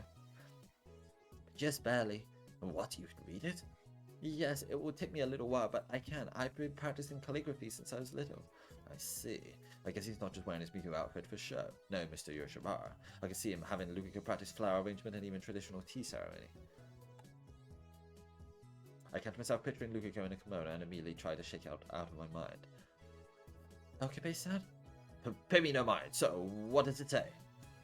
Let's see. Lukiko begins to read out loud. As the contents of the scroll begin clear, I can barely contain my excitement. Are you saying something like this happened over 300 years ago? Yes, that's what's written here. If I had to guess, the scroll was written by someone who had the same experience I did. But that's not the only thing contained in the scroll. According to this writer, they were the only persons who have witnessed the event. They even go on to say that they sealed the dragon away themselves. This is also hard to swallow. If I hadn't seen the dragon with my own two eyes, there's no way I'd believe any of this craziness. I probably would have just laughed it off. But not now. Ha ha ha! See, Lukiko, I wasn't dreaming, nor was I hallucinating. I really saw a dragon. Indeed, it's what's written here can be trusted, and dragons have been appearing on this very land for many years. So, what else does it say? Give me a second. One day, the beast shall once again appear to wreak havoc upon the land of Akihabara. Basically, it says that the dragon's going to come back and cause great destructions one day. Just as I theorized, this was in fact a sign. A door to another world will open, making way for a great dragon. My own experiences and the events documented in the scroll are so similar that I can't help but get excited. On the flip side, Lukiko seems less than thrilled. What's wrong, Lukiko? Not much of a reaction? Or what do you think, I'm being delusional, like Daru said? No, that's not it. It's just... If something like this actually happens, why aren't there more records of it in history? If what this says is true, it means the dragons existed in the Edo period, right? So shouldn't there be more short sightings? You just don't get it, Lukiko. The fact that there haven't been more sightings is what makes this credible. Wait, how so? Are you familiar with the new? No, I've never heard of it. Yes, what is Okabe? To put it simply, it's a monster with the body parts of different animals. It has a monkey's head, a tanuki's torso, and 4 tiger legs. It's kind of like a chimera. I've heard that the archives like the Manyoshi and the Tale of the Heik Chronicle tells of the new in ancient Kyoto. Apparently they caused so much trouble that they had to hunt them down and slay them. They slayed them? Right, but here's the thing. Even though this creature has appeared in texts all over the country, I think the chances of it actually having existed are probably less than 0. And actually, there are places in the Kansai region where people say the new appeared, but that's all just conjecture, old myths, if you will. Finished it, was pretty good. Hey, nice. Welcome back. This story has gone completely off the fucking rails. We just saw a dragon in the sky, and we're looking at old scrolls in the shrine, and she's telling us about dragons now, and I don't know why this is happening. It was all cute and fun with with Ruka. We were on a date, and now we're finding out about dragons, and I don't know why. What I'm trying to say is, don't believe everything you read, and the opposite of that is true too. Get it? Yes, kind of. Good. There's also one more thing. What is it? Do you know that Tokyo was built in the Edo period based on the philosophies of Feng Shui? Feng Shui? That's the thing where you put certain stuff by the entrance for good luck or something, right? Yes. Though, to be more precise, Tokyo's construction was based on the yin-yang and 5 elements theory, the 4 symbols too. Yin-yang symbols? What direction would Akihabara be if we faced it from Edo Castle? Well, the Imperial Palace is in the southwest, the northeast. Bingo, and get this, the east in the territory of the Azura Dragon. The Azura Dragon? Additionally, the northeast is said to be an unlucky direction. The people of old believe it to be a gateway for evil spirits. See what I'm all about? What the fuck is going on? So to the sum of all of this, Akihabara is a gateway for evil to come into our world. Evil spirits? Wait a second. Lukiko appears to have noticed something. Come to think of it, the name of the shrine is derived from the Japanese word for willow. There's a reason for that. Apparently people in the past planted willow here to protect the gateway, which means... I knew it! I remember reading that there used to be a lot of fires in Akihabara too. Could that have something to do with all of this? I could see that being the case. We've just been brainstorming ideas and theories, but the more we come up with, the more that it seems like everything fits together. It almost sounds like this could be the real deal. That could be us later. No, it has to be. Please, continue. Reading the scroll, of course. There's still more, right? Oh, yeah, let me see. Lukiko lets out a loud gasp. What happened? You know, how the dragon was sealed away? Well, this explains how it was done. Say what? Quickly, how did they do it? Oh, 1 second, let me see. The Miko... a Miko? Yes, it says here that they used the Miko's power to seal away the beast. The power of a Miko. Yes, it's me. Things are out of control. Okabe-san? No, it's not that. Something big is going down. Exactly. It looks like fate has something bigger in store for me. God wants me to be his dragon slayer. Ha, indeed. If only this were a dream. But alas, it is my reality. Yes, I will fight. I will carry out my mission, for that is the choice of Steins Gate. Sigh, concrete. I turn to look at after closing my phone. Lukiko, no. Oh, powerful Miko. It is time to begin your training. Me? Miko? Wait, what? Of course you're Miko. Who else would I be talking about? Nobody, but I'm not. Then answer me this. What are you currently wearing? Traditional Miko attire, but I'm a guy. I don't have the right to be a Miko. Then let me chop off your dick, and then you are a Miko. It doesn't matter if you're a boy or a girl. You are the child of the rightful guardian of this shrine. What can this be if not fate itself? This is your destiny. My destiny? Yes, our fateful meeting, becoming my disciple, receiving the demon sword Samadari, the Zaishin Zanma style training we both underwent. It was all destiny. It was all the choice of Steins Gate. You were the one. You were always fated to be my one true partner. Your partner? My words appeared to shock Lucio like a lightning bolt. Yeah, I'm your partner. His eyes began to burn with determination, a far cry from a state of moments prior. Okabe-san, I'll do it. No, please, let me do it. That's what I like to hear from my partner. Together, we're still Fafnir away, once and for all. Fafnir? The dragon. It's Phil weird to call it a dragon, right? Hence, Fafnir. Oh, okay. So, what should I do?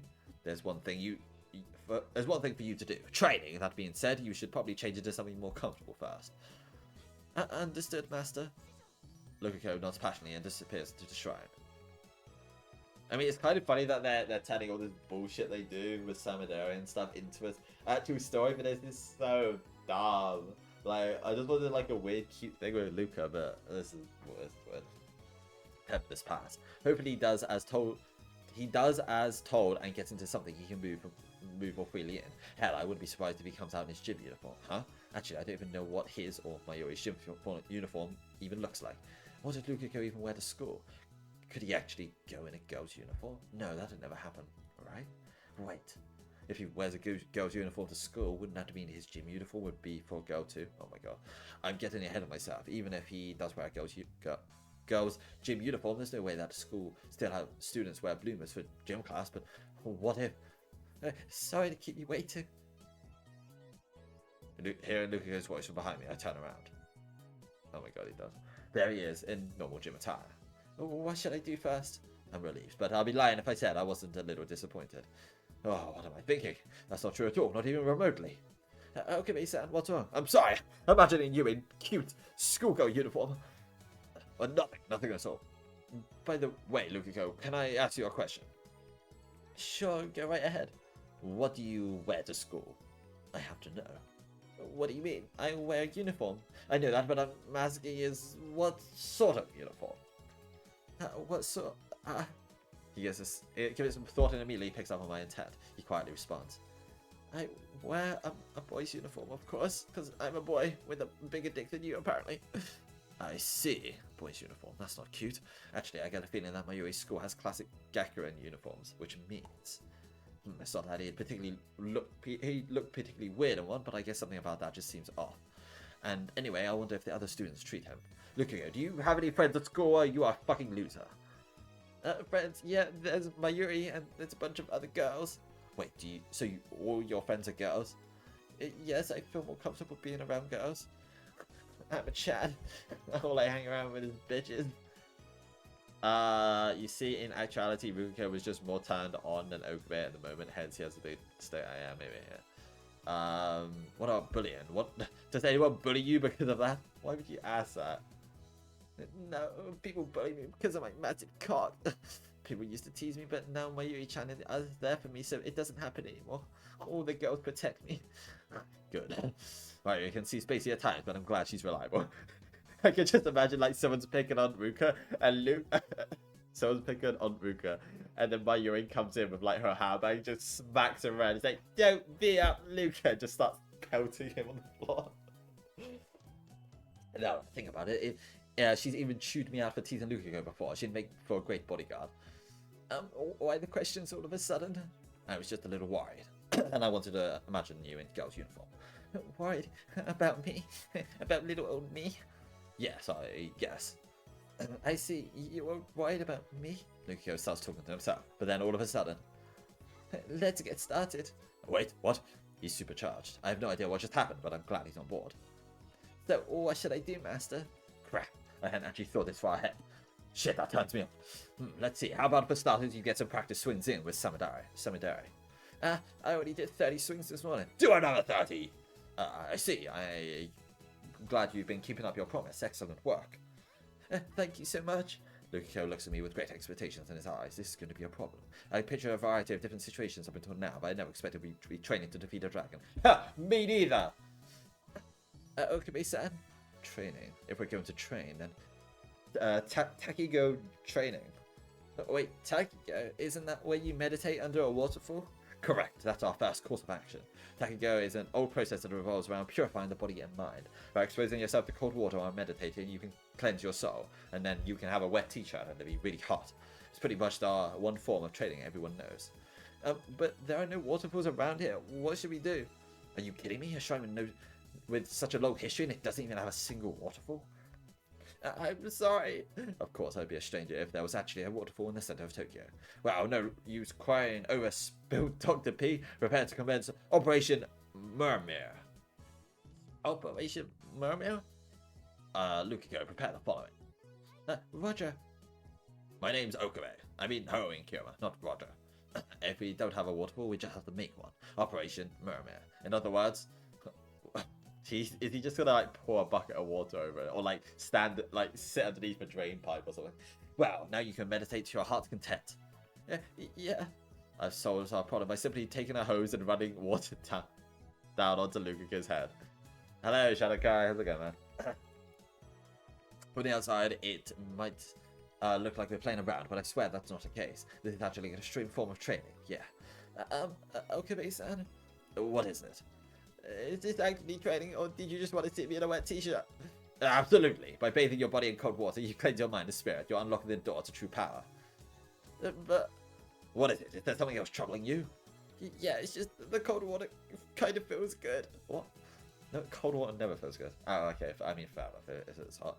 It is quite hot today. I guess tap water was only going to get us so far. Plus, since he's soaked, I can see through the gym clothes. Let's go. Oh, what the hell am I thinking? He's a guy. I know this. I should know this. I'm not even safe during training. Luca, you're a Shibara. You're truly a formidable opponent. Maybe you can take the dragon down by being ambiguous against him. Oh, it's not ambiguous. What's the other one? Androgynous. Okay, base then. Huh? What? It's nothing. It's nothing. I'm not staring at your little nipples, I promise. Okay. Jesus, calm down, okay. Anyways, I need to come up with a training regime by tomorrow. Will we be able to seal Fafnir away once and for all? The fate of Akihabara rests on our shoulders. There's no time for games. Fucking hell. Not that I was playing around today or anything. Nope, definitely not. Definitely not. I'm definitely not making up bullshit about a dragon.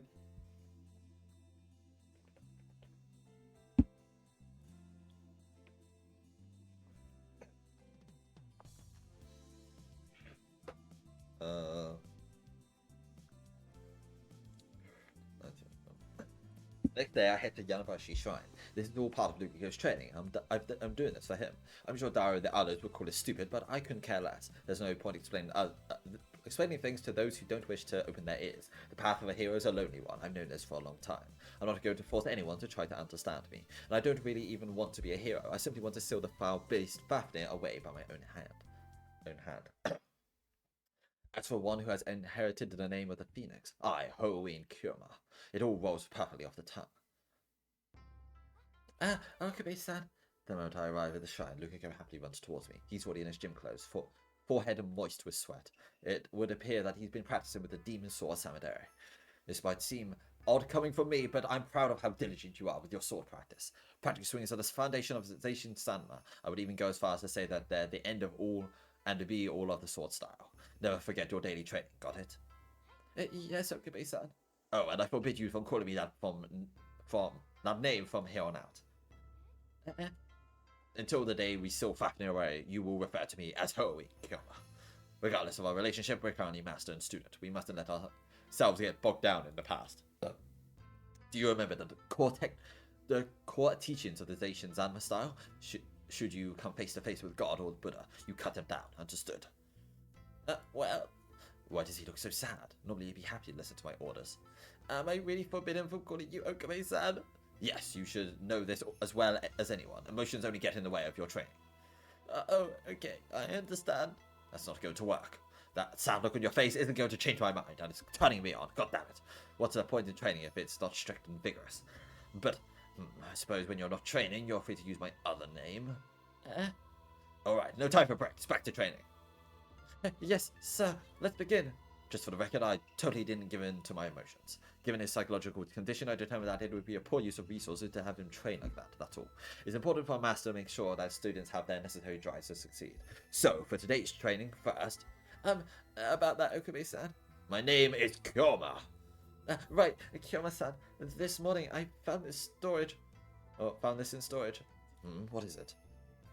Well, take a look. Luko reaches behind me. He pulls out a sealed wooden box. This is... It was all the way back in our storage. Can I open it? Luko nods, handing the box over to me. There's got to be something important inside of considering it's all sealed up. I take a deep breath to calm myself down and open up the box. Maybe I'm just imagining things, but it almost feels like I've released all the trapped air from inside of it. Nobody needs to know that I was actually scared of something jumping out of it. Kyoma-san, this is... it would appear to be a book. Inside the box is what appears to be an old book of some kind. I carefully open it up. Next to me, I hear Lukiko swallowing in suspense. This is... What does it say? I haven't the slightest of ideas. Read it for me, Lukiko. Sure. Lukiko flips through the pages. Well? Lukiko immediately goes quiet after that, presumably because he's focused on the text. Eventually. This is... What is it? What does it say? It looks like some kind of training guide. Training? You mean training to defeat the dragon? I think so. He keeps looking through the pages. No matter how far ahead he looks, it's training regimes as far as that I can see. These are probably training exercises that the past Miko used. Training? I glance over at Lukiko, who's still peeking into the book. From off to the side, he has troubled expression on his face. What's wrong? Something catch your eye? No, it's just... Doesn't it seem like this book popped up at just the right time? Lukiko certainly has a point. It was only the day before yesterday I spotted Fafnir in the sky, and then yesterday we found that old scroll, and now this manual. It all seems a little too good to be true. Is this like her dad doing, his dad like, fucking with us? But I applaud your observational skills, but you still have much to learn. Much to learn? Precisely, it's truth that the timing of all this is a bit suspect. However, I believe that this is to be the will of Steins Gate. Steins Gate? Exactly, try to think outside of the box. Perhaps all these coincidences mean that the gears of destiny have begun to move in our favor. Are we not being led down the right path of history? So, while this all might seem to be too good to be true, the reality is that it simply proves that I, Ho Inkyoma, am the chosen one. The voice of destiny. No, the voice of the universe is telling me to defeat that dragon. Make no mistake, this is not sophistry. Sophistry. What the fuck does that mean?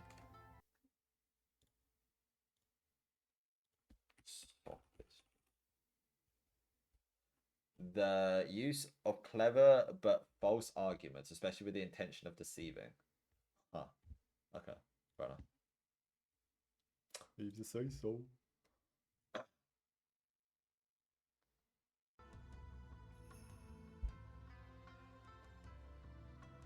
All things are leading to one natural conclusion. That is what the attractor field does. It just so happens that in this world line, I have been chosen to defeat the dragon. When analysing a situation, it's important to look at things from multiple perspectives. Never forget that. Oh, wow, you're amazing, Master. Yes, call me Master more. I like that. It looks like my words have lit a fire in Lukaku's heart. Think about things from a different perspective. Huh. That makes total sense. Of course you'd never be able to find the truth by just looking at the surface. Precisely. Now that you understand, let's try some of these training exercises. Roger. My name is Okame. I mean Ho and Kyo. And so our rigorous training session begins. This is so fucking stupid, man. A butterfly? I shake my head back and forth. I'm sorry then, a bird? I nod my head up and down. Great, okay, let's see. The bird is flying. More than one bird? A flock? I shake my head again. Okay, I'll come back to the birds later. I nod again. Kill? Oh, wait, put it all together, right? Birds, stone, and kill. 2 birds with 1 stone. Oh, kill 2 birds with 1 stone. Yeah, I got it. Okay, next. Hey, Lukaku. I speak to him as he stands up. Yes? How can this possibly be special training? We're just playing a regular old gesture game. It's all well and good that Lukaku was able to read that old book, but what the hell is with this so-called special training? It's the middle of the day and the 2 of us are just playing a gesture game. Nothing about this strikes me as something that would equip us to deal with a dragon. We just look at a couple of guys having a good time. No matter how you try and spin this, there's nothing vigorous about what's going on. There's nothing gay about it either. But this is what the book said to do. You're not wrong, but then we just gotta keep at it. You're really into this, huh? Of course, that's where we can combine our strength and defeat the dragon. Now, come on, there's no time to lose. It's your turn to answer next, Kirama-san. Let's go. Okay, next is... I just watched the martial arts show on TV. I'm pretty sure it was just a rebroadcast, but the match was awesome. Whatever. Lukaku, don't you think it's getting a little late? How about we call it quits for the day? Oh gosh, you're right. I'm so sorry, I didn't even realize what time it was. I take it back, what I said earlier about this not being vigorous. No matter how weird the special training might be, doing it for long periods of time is in fact quite exhausting. Just being with Luka is exhausting. Even a simple gesture game that turns into a test of endurance when you're doing it out for hours under the burning sun. Are you okay, Kyoma-san? No why, special training like this stands no choice against Hoeing Kyoma's godlike endurance. To be honest, I'm pretty sure I'm pretty much dead, but I can't possibly tell him that. I knew it. I wouldn't expect anything less from the great Kyoma-san. I'm a little bit tired though. His expression was cool and collected, nothing like mine. Funny considering he looks so much weaker than me. Is this what happens when you swing a sword around every day? I'm sure his sword practice had a big part to play, but I bet him the main reason he's so energetic is because what was stated in our book. I want a sword practice with him one day. The power of love shared between the chosen one and the Miko will seal the dragon away. It'll be impossible to accomplish our goals unless Lukaku and I work together. Him as the Miko and myself as the chosen one capable of seeing the beast. I get that. I do. But the power of love? Really? That's so cliche. Of course, that was the part that got Lukaku all fired up. Kyoma-san? No, I was just thinking, if today's training was enough to make you tired, you still have a long ways to go. I'm sorry, I'll work even harder tomorrow. What? Tomorrow? We're training tomorrow too, right? Oh, yeah, of course. As bizarre as these training exercises are, they're necessary if you want to defeat the dragon. I can't quit right now. I can't. Thank goodness I get to spend a whole day with you, Okabe-san. Yeah, you got that right. And just like that, he's back to calling me Okabe. What a bitch. Jesus Christ. Hour 30. Let's do one more scene, and then I think I'm gonna leave it there. Because then I can finish it up tomorrow, and then hopefully that'll be the rest of Luca's arc, and then we can start Mario's arc on Saturday. A different training exercise? Yes, I managed to decode the book last night, and I found a different exercise. Perfect. Then that's what we're going to do. Time's a wasting. Okay. After yesterday's event, I'm more than ready to try something else. We basically just played a gesture game the whole day. There's a limit to how many hours my body and mind can handle something like that, especially in this heat. Okay, time to chat a bit again. Okay, hi. I'm pretty much up for anything as long as it's not a repeat of yesterday. So, what's the plan?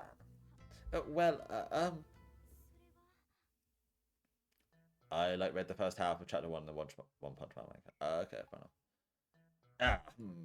Here? No, not quite. Not there. What about here? No, that's my penis. No, don't touch that. Whatever. Here. Oh, yeah, I remember, yeah. No, don't force it. Oh my god.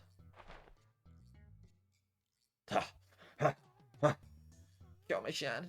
I thought I'd be okay with anything that wasn't a gesture game, but what the hell is this?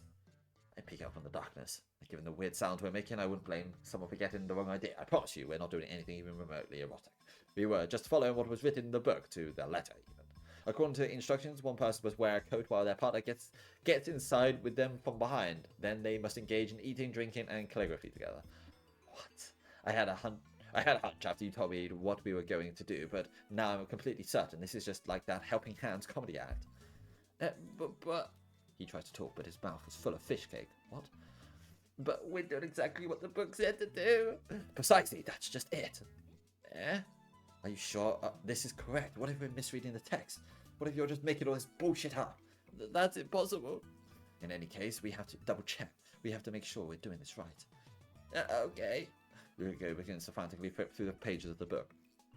As far as I can tell, he appears to be 100% focused on the text, but then... What is it? I'm so sorry. I was reading it wrong. I knew it. That had to be the case. How on earth would any of these training exercises help us seal away a massive dragon? He must have overlooked something important. So, what is it actually saying? We have to play Twister.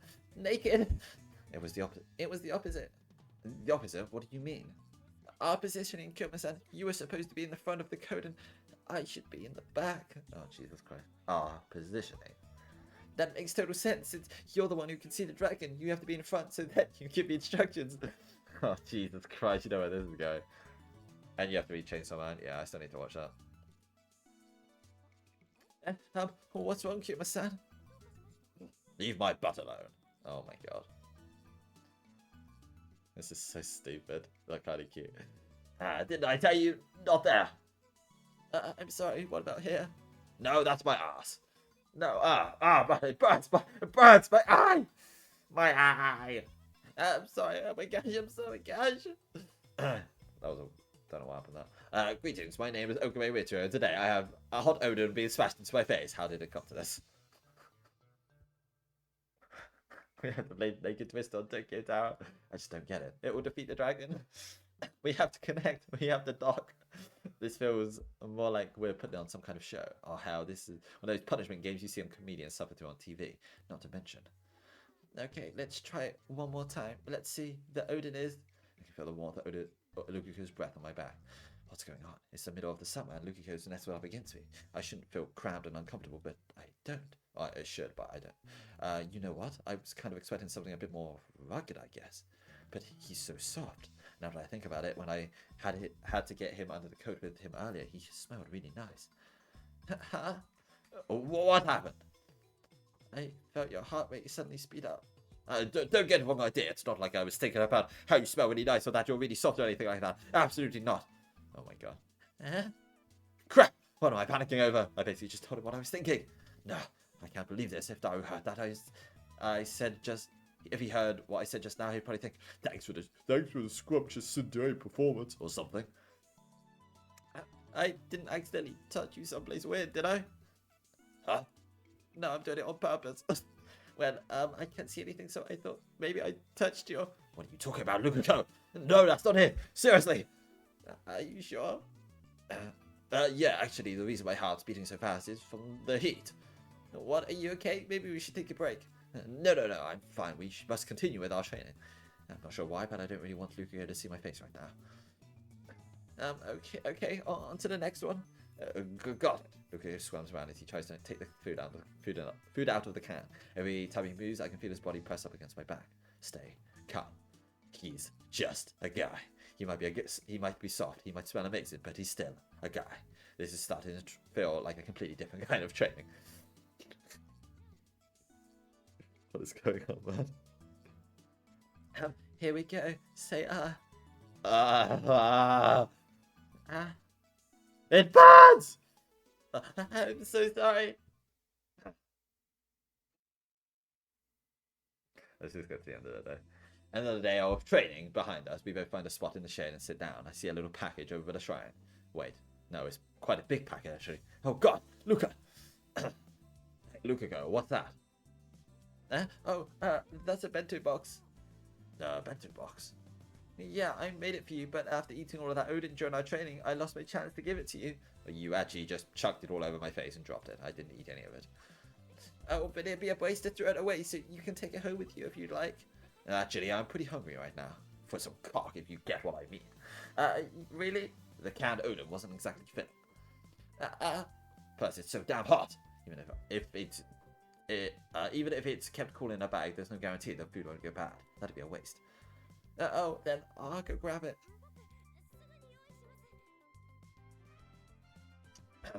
Well, how is it? I wonder if this part of YouTube will just get like muted or like deleted or something. Whoops, I didn't mean to tell that. Oh God, I've said cock way too many times. Not bad at all. Really?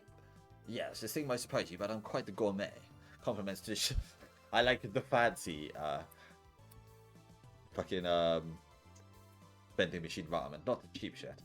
Compliments to the chef. Your mother did a great job. Okay, never mind. Wait, you have a mother? What the fuck? Actually, I made this. Yeah, I don't think you had a mother.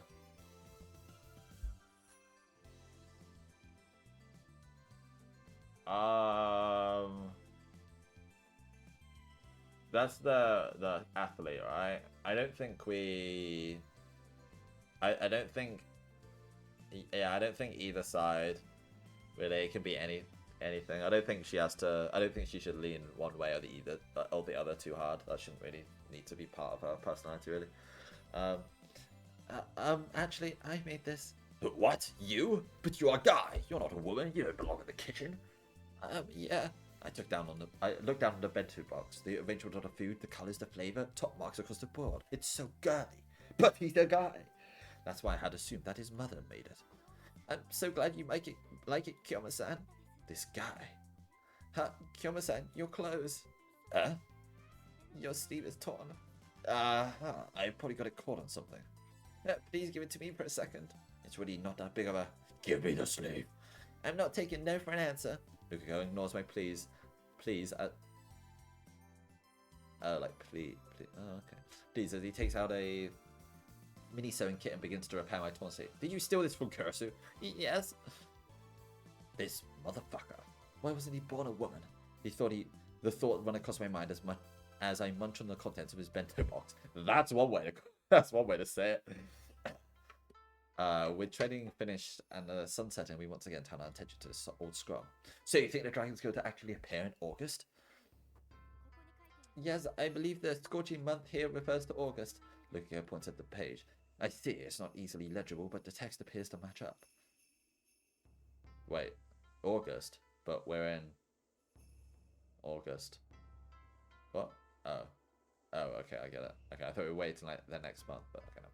Considering how old the scroll is, I was worried we wouldn't be able to tell whether it was referring to the old Japanese calendar or not, but I guess that wouldn't be a problem. Any other clues? Let's see. It says when light and darkness struggle for supremacy, but I'm not sure what that's supposed to mean. Ah, race war. Light and darkness. Could this be referring to the sunset and the sunrise? No, that's not it. Those are everyday occurrences. That wouldn't work. Given the way it's written here, it has to be something more specific. Light and darkness. Conflict. Balance. 50-50. Yin yang. Half, half. Two guys. Funny. I take out my phone and immediately hit the search entry. 3 sets of words. 2010, August, moon phases. It all might make sense now. The search results give me answers I see. Oh my gosh, did you figure it out? Yeah, if the scroll is to be believed, Dragon will likely make his grand appearance on August 17th. Oh my god, we still have a week of this shit. The 17th? That's only a week from now. How did you figure that out? The waxing moon. Ah, I suspected it might also refer to the lunar or solar eclipse, but neither of those are happening this month, which means there's only one thing that can represent both light and darkness, the moon. The warning phase is over. The waning phase? Warning phase. Waning phase. And that's left is the waxing moon, and that's going to be on the 17th. Yeah, it's for the family, I think. So turns to dust. Oh, seems pretty odd. Yeah, I think to take care of the family or something. Maybe they have like an ill family member or something that she's taking care of. That would make her more sympathetic. That's amazing. You're amazing, Okabe-san. Now's not the time to celebrate, Lukiko. We only have a week to prepare, 7 days to figure out how to seal that bastard away. Will I be able to do it? I honestly don't know. You're pretty useless at everything. You couldn't even get those 8 numbers right in the lottery ticket.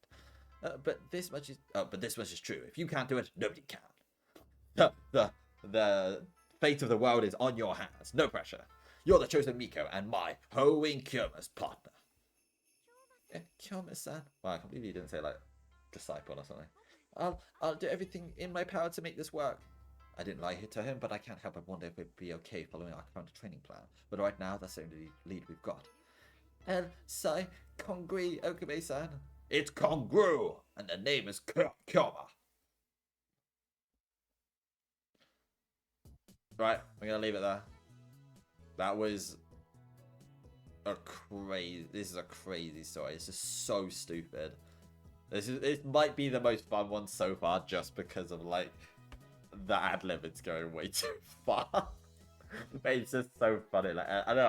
I like the voice I give Luke as well, even though it's really damaged. I can do it very consistently. That I like. The more like Daru's has been a fucking mess. Paris like changes a little bit, and Okabe I fuck up sometimes, but I think I got him today. Who else is there? Mayuri's is pretty fine. Curious is the easiest, to be honest. Murika's is like just soft and quiet, and then Faris is like a bit whiny. But oh god, that was a wild one. Right, let's see if anybody is anybody streaming a visual novel. Categories. No, why would they be?